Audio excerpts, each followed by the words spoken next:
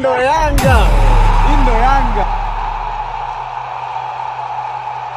90 zimetamatika pale KMC na hatimaye Dar es Salaam Africans ameibuka na ushindi wa goli 3-0. Kiwango safi kabisa cha Starboy Alan Okello kwa kushirikiana na wenzie. Huu ni mwanzo kabisa, tunashuhudia benchi la ufundi la Dar es Salaam Africans baada ya kufukuzwa kocha Pedro Gonçalves, hatimaye Abdulalim Moulin pamoja na mwenzake Patrick Mabedi wanaisongesha Dar es Salaam Africans kwa kiwango safi kabisa.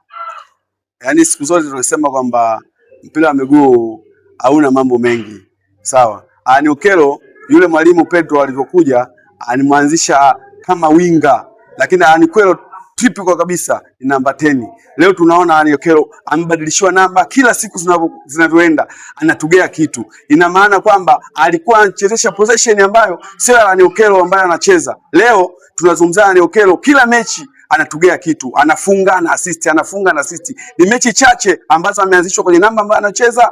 Leo hii tunapata majibu. Pedro alikuwa anampoteza Alan Okello, lakini Alan Okello ni mchezaji ambaye kwamba anapocheza, anapokuwa uwanjani, unaona kabisa nini anakifanya.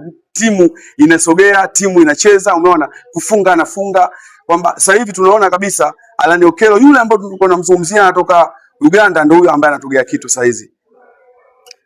Kilichopo kwa ukiangalia Yanga ya Pedro Gonçalves na hii ni kama mabadiliko hayapo kwa sana hivi. Mabadiliko yapo. Mabadiliko yapo kwa sababu Pedro mchezo wake alikopo anakaa nyuma, umeona timu haiendi. Lakini leo tunapozungumza si Yanga tumezoea kwamba Yanga inapocheza mpira haikai nyuma, Yanga inasogea. Umeona? Kwamba unapocheza mpira unakaa nyuma, inamaanisha kwamba hata kama timu ndogo inakuzoea, maana yake upo nyuma unasubiri nini? Bosi anakuja.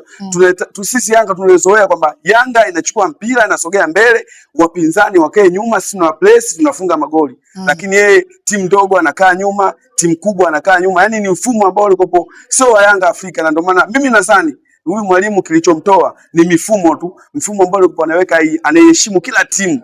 Wakati Yanga sio kuheshimu kila timu. Yanga inatakiwa iheshimike, ni timu kubwa. Uwezo wa wachezaji mmoja mmoja wa klabu ya Yanga nadhani umejipambanua wazi kupata haya matokeo, lakini ukiangalia timu Coastal Union kwa Yanga ni kama mpapai tu. Hapana, hata sio kama mpapai. Unajua Yanga wachezaji wake tofauti na Coastal Union. Na kuna wachambuzi ambao wanaikosoa Yanga. Yanga wana wachezaji wenye quality ya juu kuliko timu zote za Tanzania.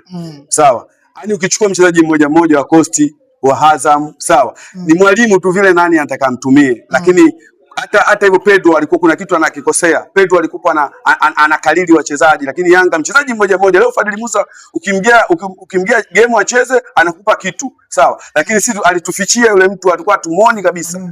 Lakini leo unampanga Showboy, unaona anakugia kitu, umeona. Ukisema leo mimi nataka nimpange Fadili Musa anakugia kitu. Lakini Pedro alikuwa ni mtu ambaye anakalili kila siku wachezaji wale